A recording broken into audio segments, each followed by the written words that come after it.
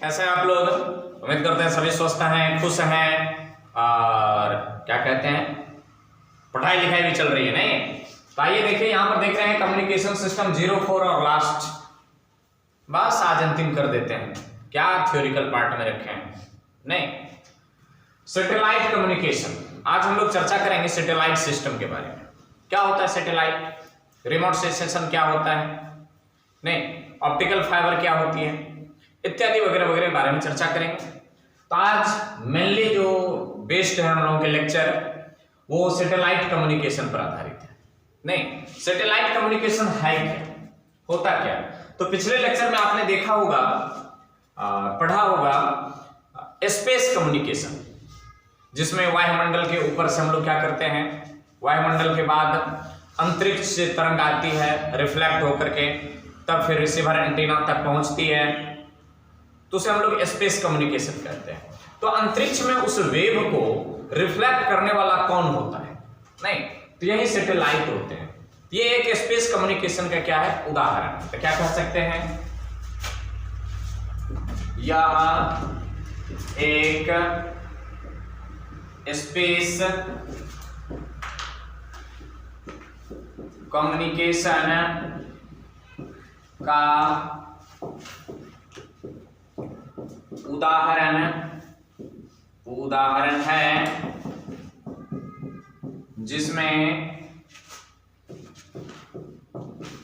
तरंग के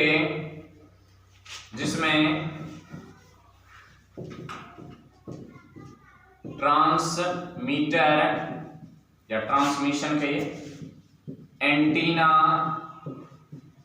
से रिसीवर एंटीना तक वेव का संचरण, यह एक स्पेस कम्युनिकेशन का उदाहरण है, जिसमें ट्रांसमीटर एंटीना से रिसीवर एंटीना तक वेव का संचरण सैटेलाइट के द्वारा होता है। मेनली इसमें किस प्रकार के तरंग का उपयोग किया जाता है नहीं, तो लिखेंगे इस प्रकार से। अच्छा, सैटेलाइट कम्युनिकेशन, सैटेलाइट जी सैटेलाइट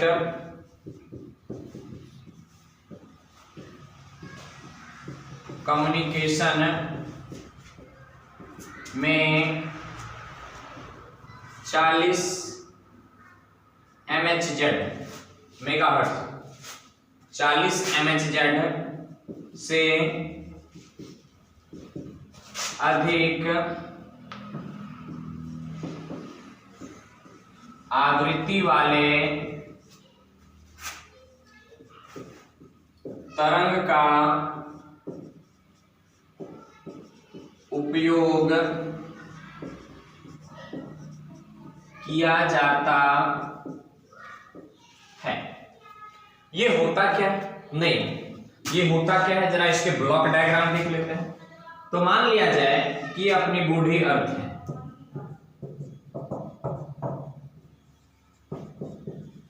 ये अपनी पृथ्वी, यहां पर हमारे वैज्ञानिक तकनीकी केंद्र है, जिसका ये ट्रांसमीटर एंटीना है।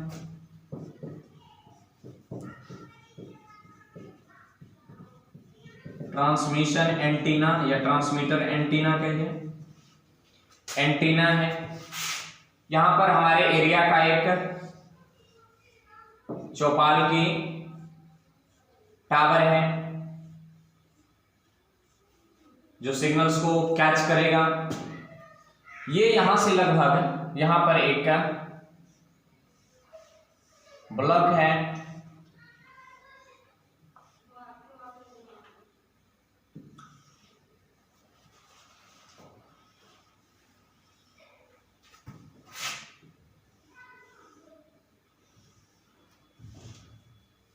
यही अपना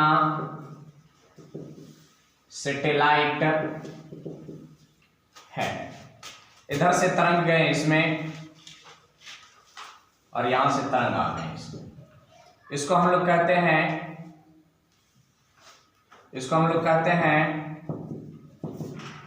अपलिंक। इसको हम लोग कहते हैं डाउनलिंक। इसकी हाइट कितनी होती है हमारे धरातल से?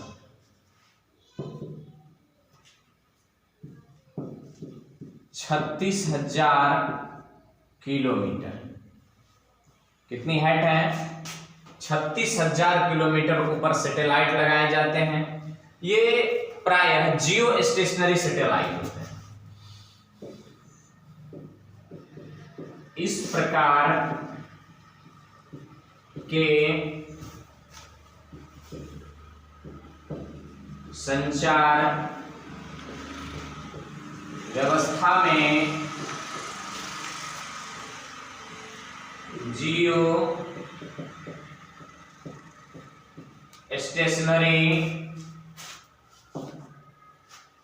स्टेशनरी सैटेलाइट का प्रयोग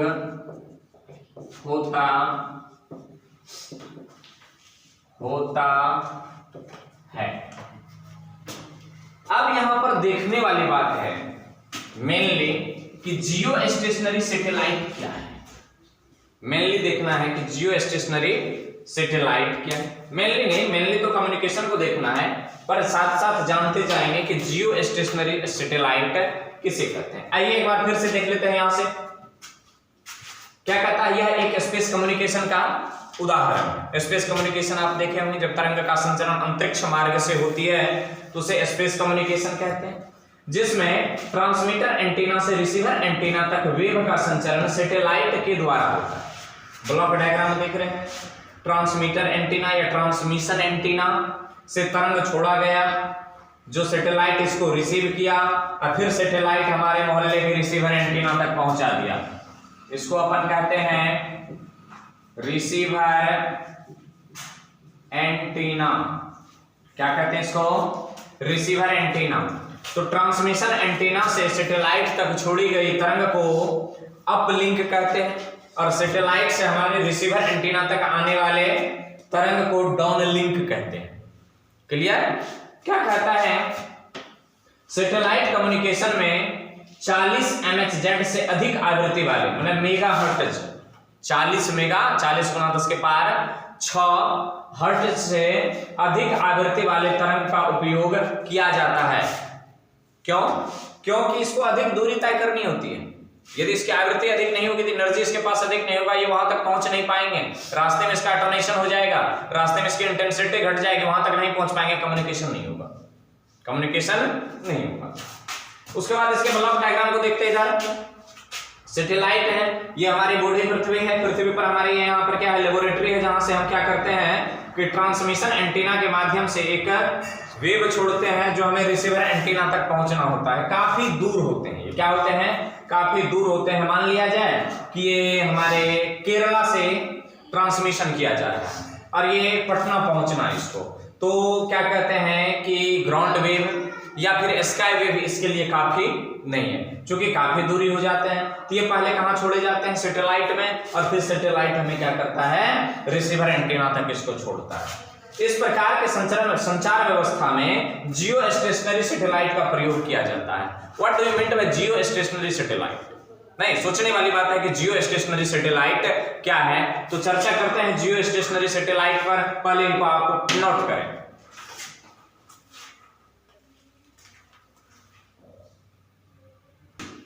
इनको नोट कर लिए?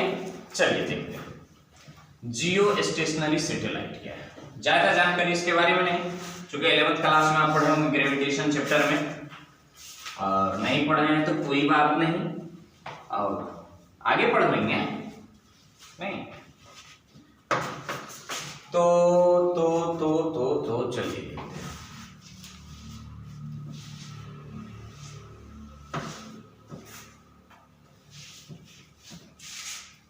क्या कहते हैं पृथ्वी के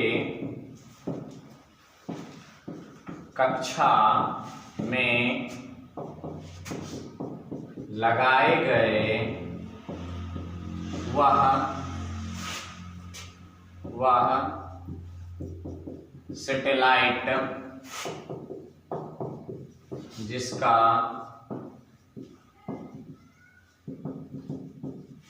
रोटेशनल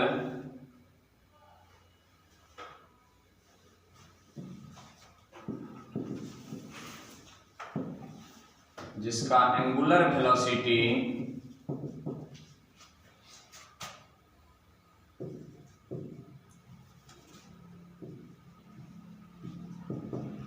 पृथ्वी के एंगुलर वेलोसिटी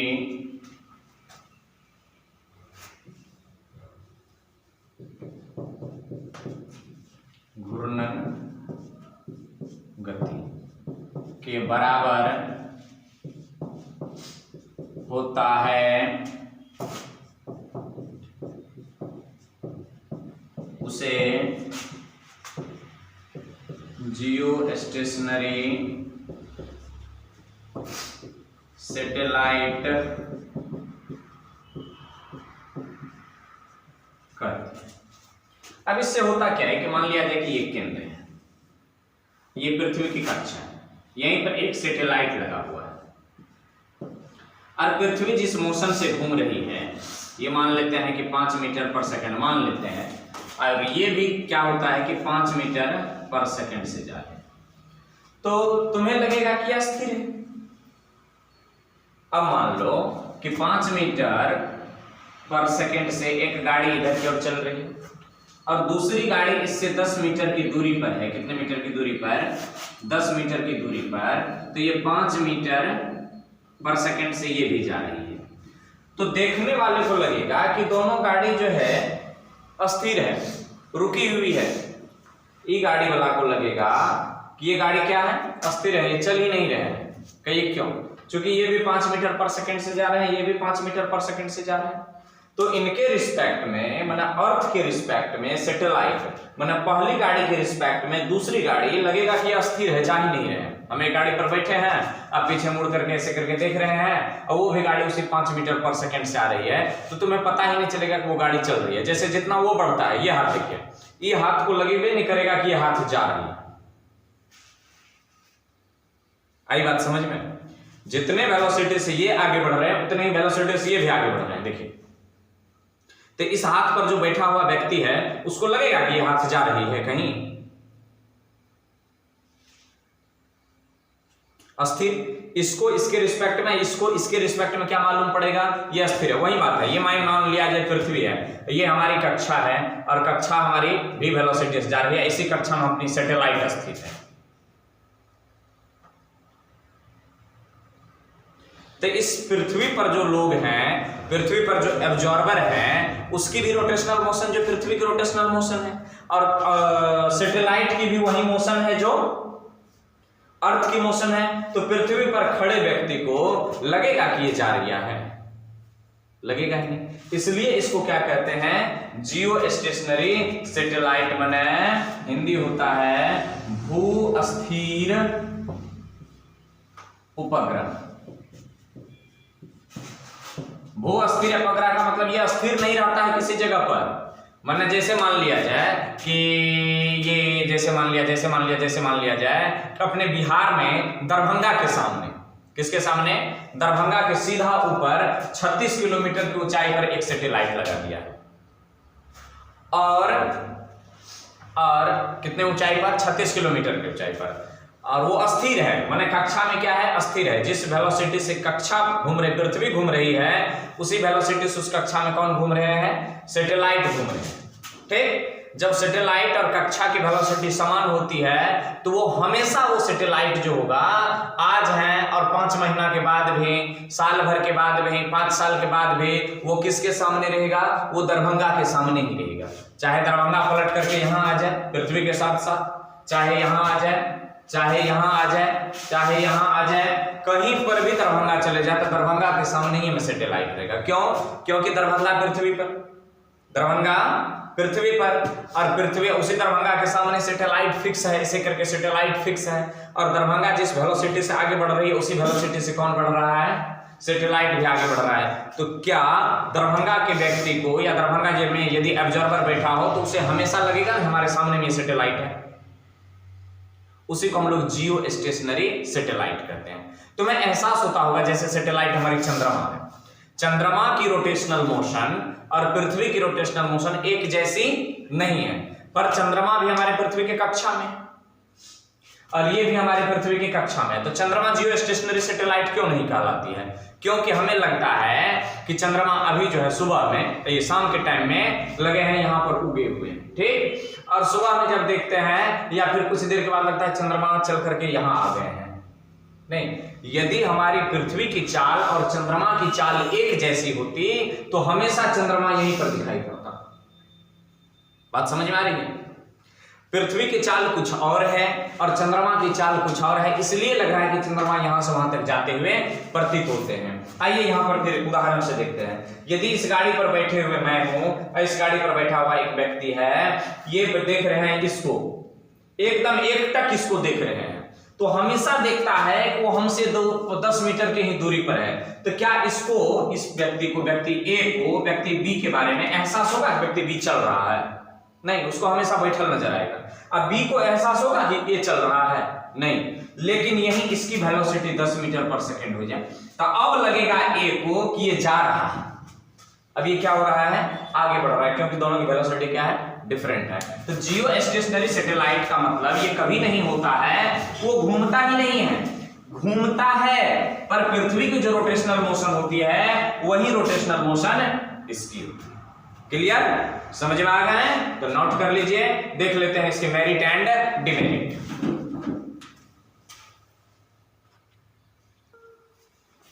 आइए इनके कुछ मेरिट और डिमेरिट पर हम लोग चर्चा कर लेते हैं। गुण कहता है कि यह विशाल क्षेत्र को कवर करता है, नहीं, ऊंचाई अधिक होने के कारण ज्यादा क्षेत्र कवर होता है इनसे। दूसरा मेरिट कहता है इनका गुण में कि यह आर्थिक दृष्टिकोण से कम खर्चीला होता है। कहेंगे कि सैटेलाइट छोड़ने में कम खर्चीला होता है? नहीं, तो एक कहावत सुने होंगे कि सस्ता रोवे बार बार, महंगा रोवे एके बार ना। तो ये क्या होते हैं कि एक बार जब फिट हो जाते हैं तो लगभग कई वर्षों वर्ष तक ये उसी स्थिति में कार्यरत रहते हैं, काम करते रहते हैं, इसलिए इसे कम खर्चीला कहा जाता है। दुर्गम क्षेत्र के लिए अधिक लाभदायक होते हैं, जहां पर हम जा नहीं सकते, जहां तक हम पहुंच नहीं सकते हैं, जैसे कि मान लेते हैं कि सतपुड़ा के घने जंगल, अंदर तक हम नहीं जा सकते। दूसरी बात कि डेल्टाई एरिया जो है, ये क्या कहते हैं, सुंदरवन बंगाल, उसके डेल्टाई क्षेत्र में हम लोग अंदर नहीं प्रवेश कर सकते हैं। तो वहां पर कंट्रोल किसके द्वारा किया जाता है? सैटेलाइट कम्युनिकेशन के द्वारा। कहता है इसका उपयोग वर्ल्ड कम्युनिकेशन में किया जाता है, माने वैश्विक स्तर पर कम्युनिकेशन जो होता है, यहां से हमें अमेरिका को कुछ भेजना है तो सीधा सीधा, या अमेरिका हमारी दृष्टि में हम पर नजर रख रही है, तो वो किसके द्वारा संभव है? सैटेलाइट कम्युनिकेशन के द्वारा। आइए इसके कुछ दोष भी हैं। यह गोपनीयता के दृष्टिकोण से असुरक्षित है। आप जो चाहेंगे कि इसमें हम कोई सुरक्षित डाटा इस देश से उस देश को ट्रांसफर कर दे, नहीं, इस पर पूरी विश्व की नजर टिकी होती है और सबके डाटा सबके पास इंफॉर्मेशन जाते रहते हैं, इसलिए ये अच्छी चीज नहीं है गोपनीयता के दृष्टिकोण से। कहता है कि यह मौसम से प्रभावित हो जाता है, यदि मौसम बिगड़ गया, नहीं, समताप मंडल में यदि मौसम बिगड़ गया तो फिर इसकी कम्युनिकेशन लाइन बिगड़ जाती है। ठीक। तीसरी कहती है, तीसरा दोष है कि दूरी अधिक होने के कारण कम्युनिकेशन में अधिक समय लगता है। चाहोगे कि जल्दी जल्दी कम्युनिकेशन इसके द्वारा हो जाए, ये पॉसिबल नहीं है। ठीक। नोट में आइए कुछ बातें लिख चुके हैं कि कम्युनिकेशन के लिए लगाए गए सैटेलाइट जियो स्टेशनरी होते हैं, माने कम्युनिकेशन के लिए जो उपयोग में लाए जाते हैं सैटेलाइट, वो जियो स्टेशनरी सैटेलाइट होते हैं। यह धरातल से लगभग 36,000 किलोमीटर की ऊंचाई पर लगाई जाती है। धरातल से लगभग 36,000 किलोमीटर की ऊंचाई पर लगाई जाती है। वर्ल्ड कम्युनिकेशन के लिए कम से कम 3 सैटेलाइट होना चाहिए। देख लीजिए, यदि पूरे पृथ्वी पर कमांड करनी है तो हमें कितनी सैटेलाइट की आवश्यकता पड़ेगी? 3 सैटेलाइट मिलकर के पूरे वर्ल्ड को एकदम कवर कर लेते हैं, मतलब पूरी पृथ्वी पर अपनी दृष्टि गड़ाए रहते हैं। क्लियर? तो इनको आप नोट करें, हम इनको इरेज कर देते हैं। और कि रिमोट सेशन, जो संवेदी सुदूर उपग्रह है सैटेलाइट, रिमोट सेंसिंग सैटेलाइट, उस पर चर्चा करते हैं, आखिर वो क्या होती है। तो इनको फटाक से आप नोट करें।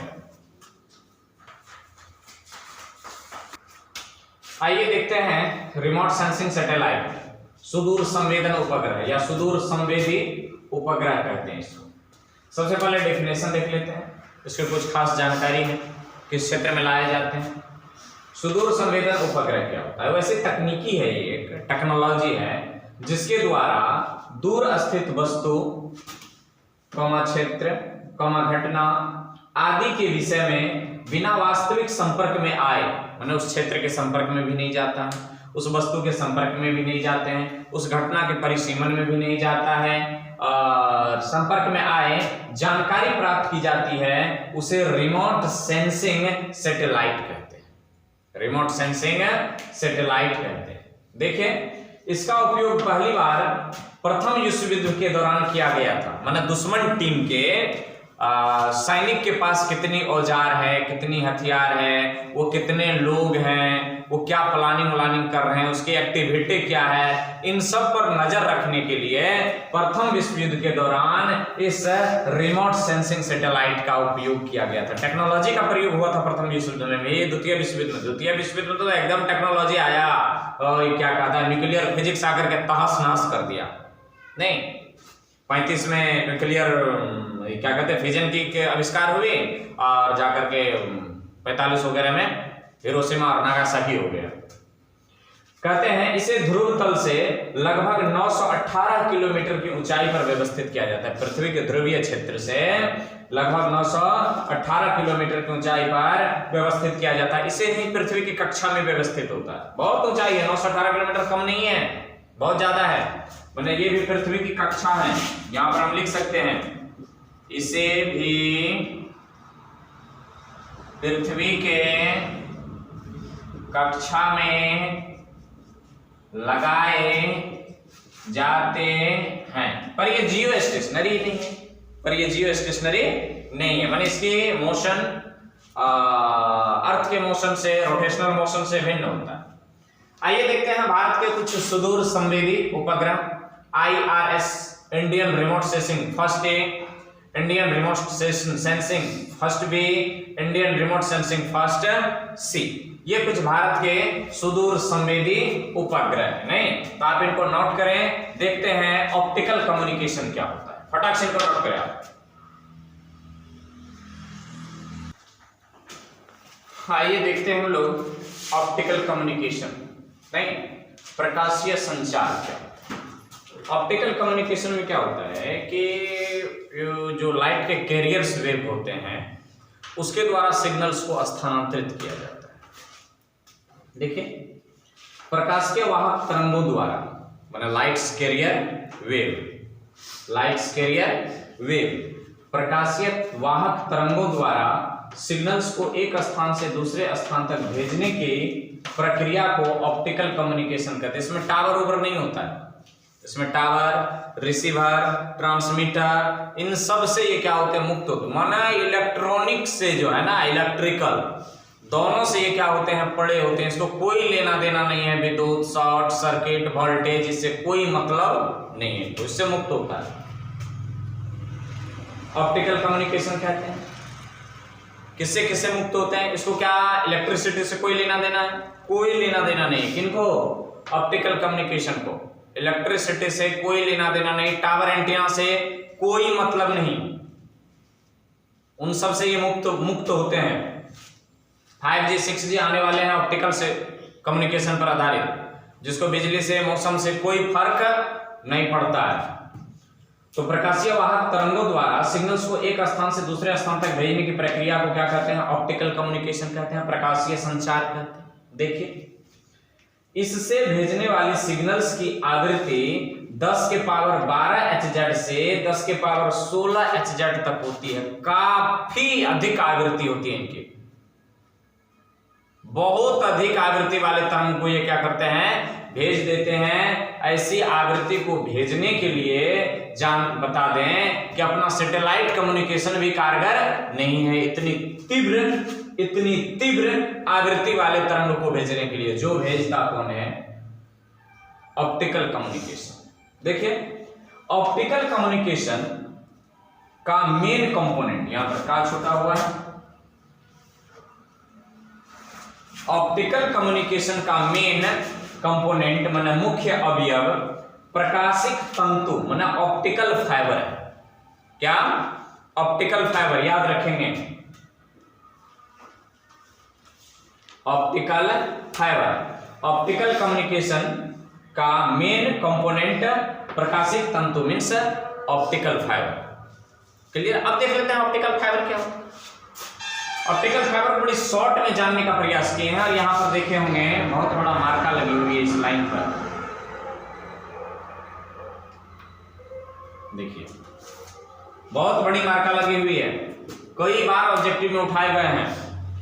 ऑप्टिकल फाइबर प्रकाशिक तंतु, यह एक रेशा होता है, पर रेशा जो होता है होलो होता है, माने इसी करके पाइप जैसे होते हैं, बहुत सूक्ष्म नली होती है और उसके अंदर जो होते हैं वो कांच लगे होते हैं, माने प्रकाश को प्रकाशीय पारदर्शी कांच का ये बना होता है। जरा देखिए वैसी ऑप्टिकल डिवाइस माने ये प्रकाशीय युक्ति है जिसके सहायता से ऑप्टिकल सिग्नल्स को तीव्रता से टेढ़े मेढ़े मार्ग में भेजा जाता है, उसे ऑप्टिकल फाइबर कहते हैं।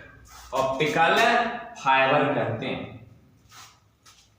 ऑप्टिकल कम्युनिकेशन या ऑप्टिकल फाइबर, याद रखना ऑप्टिकल कम्युनिकेशन मन का प्रकाशीय संचार या प्रकाशीय तंतु प्रकाश के पूर्ण आंतरिक परावर्तन, जिसको अंग्रेजी में total internal reflection VVI, optical communication या ऑप्टिकल फाइबर प्रकाश के पूर्ण आंतरिक परावर्तन टोटल इंटरनल रिफ्लेक्शन के सिद्धांत पर कार्य करता है।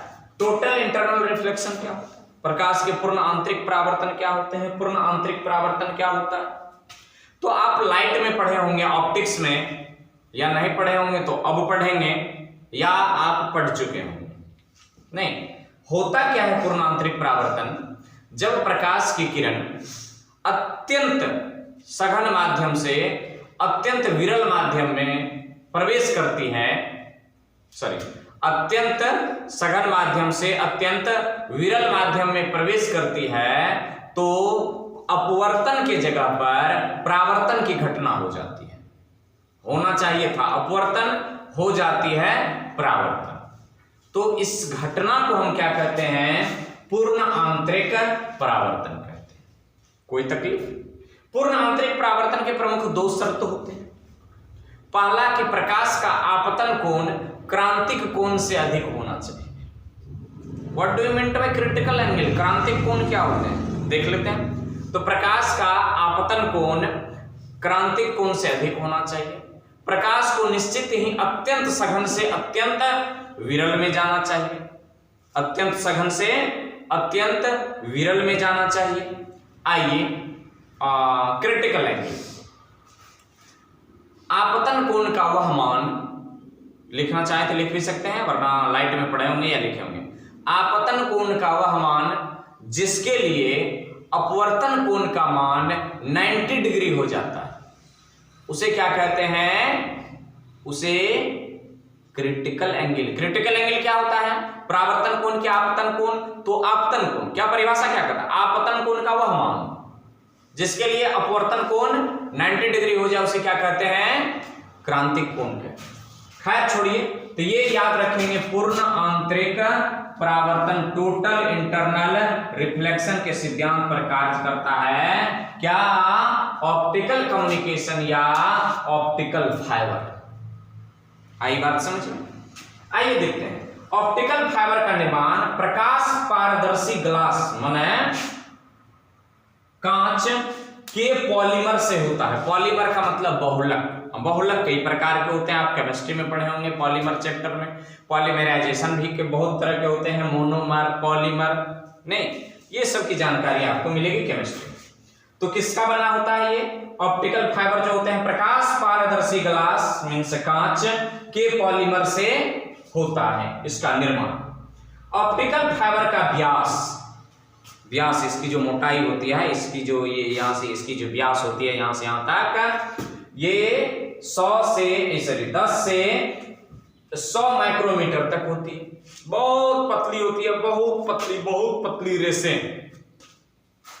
देख लीजिए यहां पर बनाए हैं, वैसे तो ये सीधी रेखा में बनाए हैं, एकदम ये ऐसे करके टेढ़ी मेढ़ी रेखा में कैसे करके ले जाओ, प्रकाश यहां से घुसा है यहां से निकल जाएगा। प्रकाश यहां से घुसा यहां से निकल जाएगा। ये इतनी ये जूम करके बनाए हैं, ये समझिए कि ऐसी लाइन है। और इससे भी पतली व्यास देखिए ना, 10 से 100 माइक्रोमीटर। और ये क्या होते हैं, कैसे करके पाइप के जैसे इसको मोड़ लीजिए वायर के जैसे, एक छोर से प्रकाश घुसेगा तो दूसरे छोर से निकल जाएगा। वैसे प्रकाश सीधी रेखा में गमन करती है, याद रखना। फिर कहेंगे टेढ़े मेढ़े रेखा में कैसे, तो भैया किस लिए बना है? ऑप्टिकल फाइबर पूर्ण अंतरिक्ष ज्ञान पर कार्य करते हैं।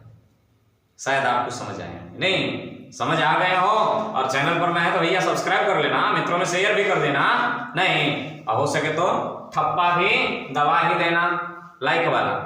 तो इसको आप पहले नोट कर लें, देखते हैं इनके क्या और खासियत है, नोट करें इनको। चलिए देखते हैं ऑप्टिकल फाइबर, या फाइबर है तो कम्युनिकेशन, फाइबर या कम्युनिकेशन के गुण। नंबर 1, यह नॉइस फ्री होते हैं, नॉइस से नहीं, नॉइस फ्री होते हैं। इसमें शोरगुल होता ही नहीं है, शोरगुल नहीं होता है। दूसरा नंबर,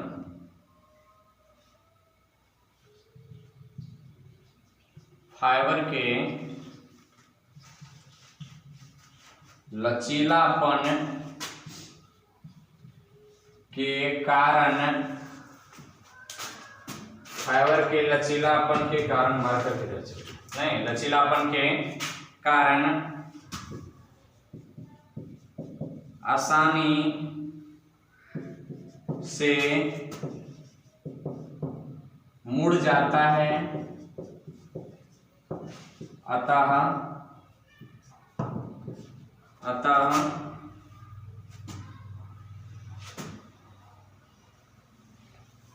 अतः टेढ़े मेढ़े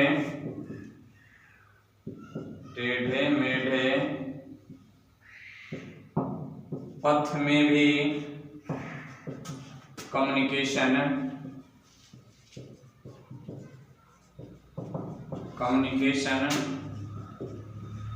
हो जाता है। सबसे बड़ी गुण जो है इसमें वेव का एटेन्यूएशन, वेव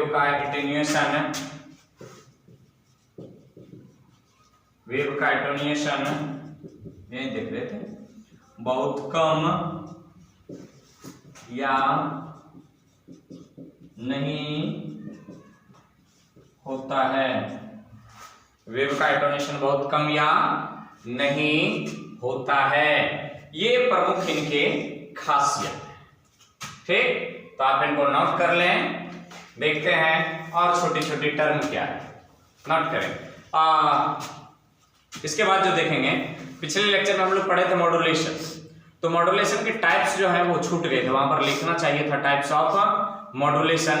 तो यहाँ पर हम लोग टाइप्स ऑफ मॉड्यूलेशन को कवर कर लेते हैं, उसके बाद छोटी छोटी टर्म को देख लेंगे। पहले आप इनको नोट करें। चलिए देखते हैं टाइप्स ऑफ मॉड्यूलेशन, जो मॉड्यूलेशन में ही आना चाहिए था। पहला नंबर है एम्पलीट्यूड मॉड्यूलेशन। इनके कई प्रकार हैं, मेनली 3 प्रकार देखना है हम लोगों को। एम्पलीट्यूड मॉड्यूलेशन मतलब आयाम मॉड्यूलन। होता क्या है कि मॉड्यूलेशन की वैसी प्रक्रिया जिसमें कैरियर वेव वाहक तरंग या सिग्नल्स के एम्पलीट्यूड को मॉड्यूलेटेड वेव के तात्क्षणिक माने इंस्टेंट वैल्यू माने तात्क्षणिक एम्पलीट्यूड, उस समय जो उनकी एम्पलीट्यूड है, एम्पलीट्यूड द्वारा परिवर्तित किया जाता है, उसे एम्पलीट्यूड मॉड्यूलेशन कहते हैं। क्लियर? डेफिनेशन पूछ लिया करते हैं एक आध नंबर। एम्पलीट्यूड मॉड्यूलेशन के दौरान सिग्नल्स माने वेव का फ्रीक्वेंसी एंड फेज कांस्टेंट रहता है, केवल चेंज होगा एम्पलीट्यूड, नियत रहेगा फ्रीक्वेंसी एंड फेज। तो ये पहला नंबर के आप स्क्रीनशॉट ले लीजिए। दूसरा नंबर नोट करें, करते हैं, नोट करें इनको। आइए दूसरा नंबर है फ्रीक्वेंसी मॉड्यूलेशन मतलब आवृत्ति मॉड्यूलन। कोई ज्यादा परिवर्तन नहीं, किसी एक डेफिनेशन को याद रखें, दूसरा तीसरा स्वतः याद हो जाएंगे। मॉड्यूलेशन की वैसी प्रक्रिया जिसमें कैरियर वेव के फ्रीक्वेंसी को मॉड्यूलेटेड वेव के तात्क्षणिक माने इंस्टेंट वैल्यू कहते हैं, तात्क्षणिक फ्रीक्वेंसी द्वारा परिवर्तन किया जाता है, उसे फ्रीक्वेंसी मॉड्यूलेशन कहते हैं। क्लियर? क्या कहता है? मॉड्यूलेशन की वैसी प्रक्रिया जिसमें कैरियर वेव की फ्रीक्वेंसी को मॉड्यूलेटेड वेव के तात्क्षणिक माने instant value frequency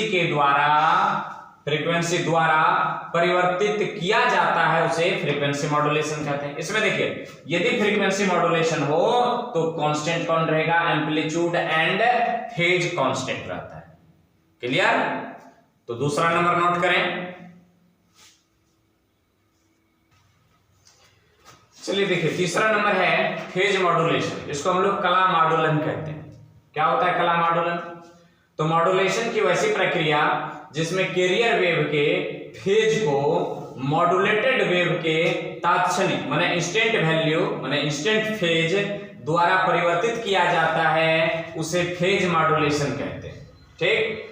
phase modulation के दौरान सिग्नल्स या वेव का amplitude and frequency constant means नियत रहता है, इसमें कोई परिवर्तन नहीं होती है। देख लीजिए, मॉड्यूलेशन में किसको चेंज करते हैं? केवल फेज को बदलते हैं मॉड्यूलेटेड वेव के द्वारा, और नियत किसको रखते हैं? एम्पलीट्यूड एंड फ्रीक्वेंसी को। नहीं, तो ये 3 प्रकार के क्या हैं? मॉड्यूलेशन के टाइप्स हैं। इनके अलावे कुछ छोटी छोटी टर्म हैं जिनको कुछ लिखेंगे और कुछ आपको टास्क देंगे, जो उनके हिंट्स भी बताएंगे कि आपको कहां मिलेंगे। नहीं तो उनका नोट भी तैयार करना है, तत्काल इनको आप पहले नोट करें। आइए देखते हैं एडिशनल इंफॉर्मेशन, अतिरिक्त जानकारी में क्या आता है। नहीं तो हम लोग चैप्टर के अंत में है। एडिशनल इंफॉर्मेशन में अपन एक लिखे हैं फैक्ट्स। यहां पर देखिए फैक्ट्स क्या है? फेसिमाइल। फैक्ट्स का मतलब क्या होता है? फेसिमाइल कहता है कि डिजिटल कम्युनिकेशन सिस्टम द्वारा माना अंकीय संचार तंत्र द्वारा, हिंदी क्या हुआ? डिजिटल कम्युनिकेशन सिस्टम माना अंकीय संचार तंत्र द्वारा किसी प्रलेख माने दूसरे के द्वारा लिखे गए चिट्ठी पर जी प्रलेख या चित्र माने फोटो, आपके document, marksheet, admit card, registration card, नहीं डमी एडमिट कार्ड वगैरह, वहां पर क्या करते हैं कि बोर्ड वाले अपना डमी एडमिट कार्ड क्या करते हैं? अपलोड कर देते हैं अपने साइट पर। यहाँ तुम उसको क्या करते हो? निकाल लेते हो। यही तो है। नहीं तो डिजिटल कम्युनिकेशन सिस्टम द्वारा किसी प्रलेख या चित्र को बिना किसी परिवर्तन के, उसमें कोई चेंजिंग नहीं होनी चाहिए। जैसे आप व्हाट्सएप पर फोटो भेजते हैं ना, तो कहते हैं क्वालिटी बदल गया। क्या बदल गया? क्वालिटी। तो उसको क्या करते हैं? शेयर इट, शेयर मी, नहीं MX शेयर इत्यादि से भेजते हैं, तो कहते हैं कि क्वालिटी जस का तस रहता है। तो बस वही फैक्ट्स है, क्वालिटी नहीं बदलनी चाहिए। व्हाट्सएप पर भेजते हैं, बहुत दूर भेजते हैं, पर क्वालिटी क्या हो जाती है? बदल जाती है। फैक्ट्स में क्वालिटी नहीं बदलता है। बिना किसी परिवर्तन के इलेक्ट्रॉनिक प्रति उत्पाद, जिसको फोटोकॉपी कहते हो, इलेक्ट्रॉनिक प्रति उत्पाद माने क्या होता है? जिसको फोटोकॉपी कहते हैं। इलेक्ट्रॉनिक प्रति उत्पाद विधि द्वारा दूरस्थ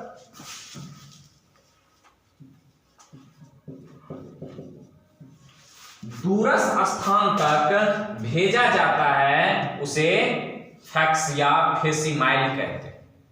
फैक्स का पूरा फुल फॉर्म फेसिमाइल। देखिए जैसे यहां पर एक स्कैनर लिया, अपना कागजात दे दिए हम, डॉक्यूमेंट स्कैनर लिए, ये कौन काम करेगा इस पर? कंप्यूटर बाबा काम करेंगे, कंप्यूटर महाराज। ये किसके द्वारा, कहां से? इंटरनेट का मदद लेगा, किसका? इंटरनेट का। फिर दूसरे कंप्यूटर पर क्या करेंगे? भेज देंगे। उसका भी कोई फैक्स आईडी होता है, यहां से अपना फैक्स से दूसरे के फैक्स आईडी पर क्या करेगा? इस डॉक्यूमेंट को सेंड कर देगा। ये कंप्यूटर बाबा के फैक्स आईडी में एंट्री मारा, फिर यहां से क्या करेगा? प्रिंटर से इसको आपको बाहर निकाल करके दे देगा। इसके क्वालिटी में कोई परिवर्तन नहीं होती है, जस का तस लगेगा, एकदम ओरिजिनल है, वो बहु है, कोई परिवर्तन ही नहीं हुई है। तो यही होती है फैक्स। नहीं, इसको कहते हैं एडिशनल इंफॉर्मेशन, अतिरिक्त जानकारी। तो ये तो अपन एक बता दिए, और तरीका है ना कुछ टास्क देने का, नहीं है कि नहीं है? लेकिन जाते जाते कुछ दे रहे हैं, लेते जाइए। नोट तैयार करें, right a short note on the following. और देते भी हैं तो कितने? मात्र 7, ज्यादा नहीं। शुभ अंक है ना, क्या है? शुभ अंक। नोट तैयार करें, क्या करना है? नोट तैयार करना है, शॉर्ट नोट लिखना है। जैसे अपन फैक्स के बारे में लिखे हैं यहाँ पर, फैक्स क्या होता है, फैक्स के बारे में भी जानकारी दी है ना, फैक्स क्या है, कैसे करते हैं फैक्स। नहीं करते हैं तो वो तो कंप्यूटर वाले बाबा बताएंगे, जो कंप्यूटर के गुरुजी हैं। फैक्स क्या है ये बताएं। ठीक उसी प्रकार द इंटरनेट, माने इंटरनेट क्या है? ईमेल, बहुत लोग कहते हैं ईमेल, जीमेल, ये वो देख लेते हैं। ईमेल क्या है? फाइल ट्रांसफर क्या होती है? कहते नहीं पूरे फाइलें ट्रांसफर कर दो ना, पीडीएफ में, तो इसमें उसमें बना करके, एक्सेल में। फाइल ट्रांसफर क्या है? www क्या होते हैं? www. हाँ, www क्या होता है? ई कॉमर्स क्या है? चैट, बहुत व्हाट्सएप पर चैटिंग करता है, मैसेंजर पर चैटिंग करता है, फेसबुक पर चैटिंग करता है। डिफाइन तो करें चैट किसे कहते हैं? इसको हिंदी में गपशप कहते हैं। क्या कहते हैं? गप सप। ये गपशप क्या होता है? मोबाइल टेलीफोन क्या है? मोबाइल टेलीफोन ही लिखे, नहीं वही टेलीफोन है। मोबाइल टेलीफोन क्या है? तो इन 7 के 7 तैयार करके आए।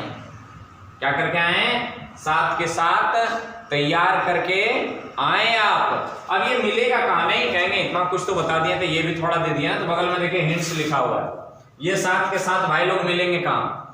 7 के 7 क्लास 12वीं में जाएंगे, सब्जेक्ट लेंगे फिजिक्स, किताब होनी चाहिए एनसीईआरटी पार्ट 2, चैप्टर होनी चाहिए 15। यदि अंग्रेजी मीडियम की बुक है तो कहीं खोजने की जरूरत नहीं, सीधा 528 पेज नंबर पर पहुंच जाओ। नहीं, यदि इंग्लिश मीडियम की बुक है तो हो सकता है इसी पेज नंबर में हो, हिंदी मीडियम की बुक में या नहीं भी हो सकता है। तो चैप्टर के अंत में, माने किस चैप्टर? 15वें चैप्टर के अंत में सारांश से पहले अतिरिक्त जानकारी होगा, एडिशनल इंफॉर्मेशन, माने अतिरिक्त